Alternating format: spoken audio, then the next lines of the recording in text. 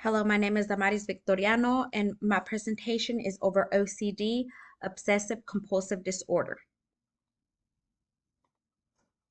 I'm going to play a short video on some basic information of OCD and what part of the brain it affects.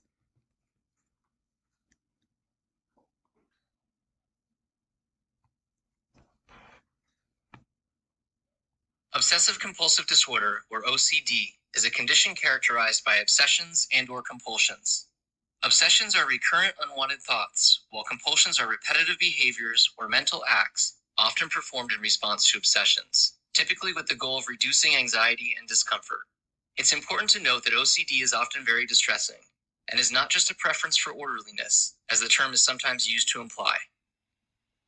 The neuroscience of OCD is not completely understood, and it's likely that different neural circuits may be involved based on a person's age and symptom profile, among other factors.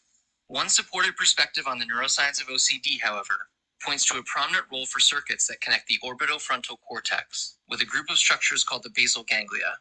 According to this perspective, increased activity in the orbitofrontal cortex is associated with a heightened focus on concerns that spawn obsessive thoughts. When the orbitofrontal cortex is activated in response to something the brain perceives as a danger or concern, it communicates with the basal ganglia. A simplified version of basal ganglia circuitry suggests it consists of two opposing pathways: an excitatory pathway called the direct pathway and an inhibitory pathway called the indirect pathway. When the orbitofrontal cortex sends a signal to the basal ganglia, it often leads to an action designed to alleviate the discomfort caused by the perceived danger. That action is mediated by the direct pathway. In a healthy person, the indirect pathway then inhibits further action. In someone with OCD, however, the direct pathway is overexcitable, drowning out the activity of the indirect pathway and causing a difficult time switching to a different behavior or turning focus away from the concern causing the discomfort. Thus, according to this model, overactivity in the orbitofrontal cortex and the direct pathway of the basal ganglia increases the occurrence of both obsessions and compulsions.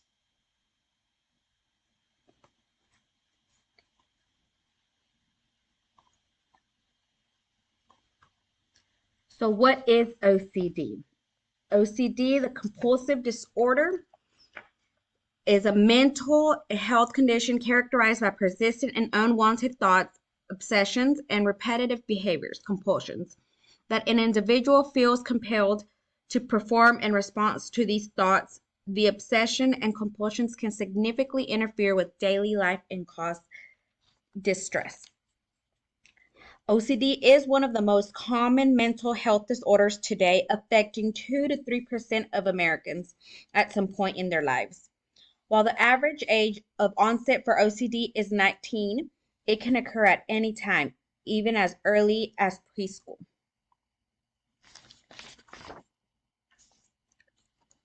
We don't know for sure what causes OCD, but your family history, psychology, and environment, and the way your body works could all play a role.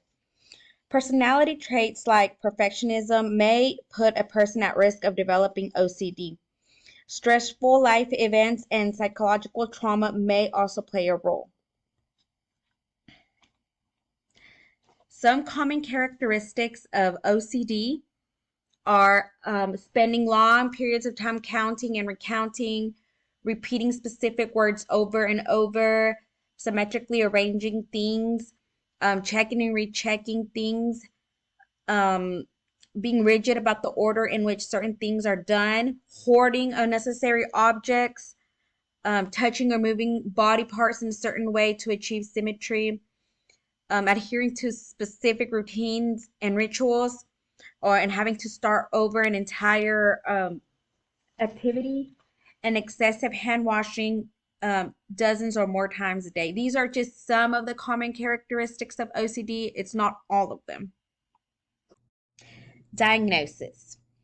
OCD can be tricky to diagnose in kids, and there are several reasons for this.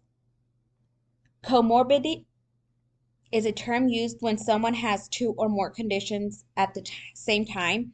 And in children, OCD can sometimes be comorbid with attention deficient hyperactivity disorders such as ADHD and other anxiety disorders, and some mood disorders too.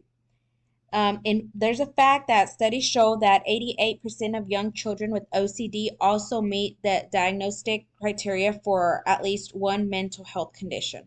And this can make it more challenging to rule out OCD symptoms.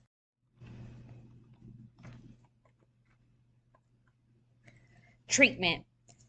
Obsessive compulsive disorder treatment may not result in a cure, but it can help bring symptoms under control so that they do not rule your daily life. So, one of the treatments that you can get is psychotherapy. And in psychotherapy, there is cognitive behavioral therapy. And things that it includes is journaling, and in which you can record your thoughts throughout the day, or feelings that you have, or your thoughts. You could also do meditation, um, where you tune into thoughts and that come into your mind and let them pass without judgment. And then there's also ERP, exposure and response prevention. And this therapy involves exposing you over time to a feared object or obsession.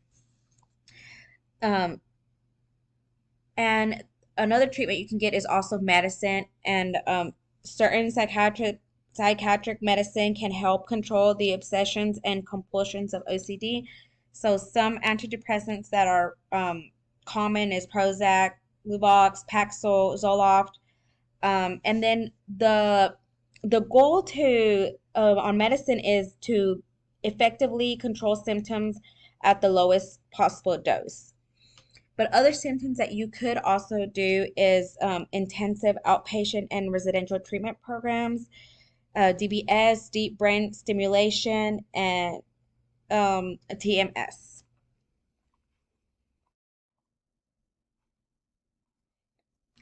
Impact that OCD has in school is that this can make it really hard for students to concentrate on schoolwork or be attentive in class, and this could really hurt their grades and test scores. It also can have distracting and exhausting, and it can be embarrassing.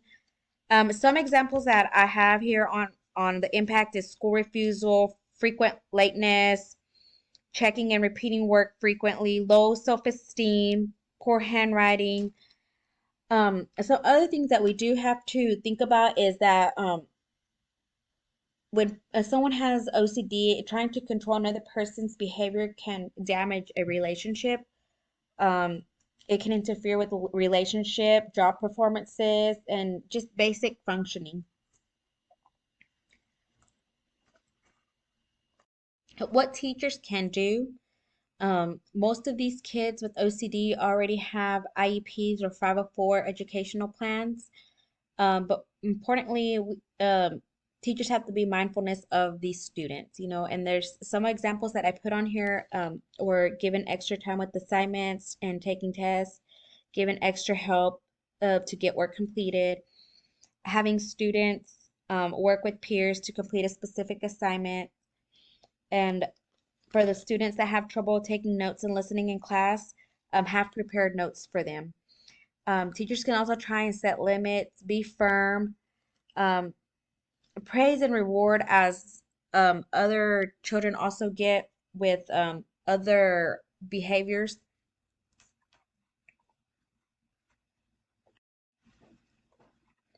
So, related problems with OCD is depression.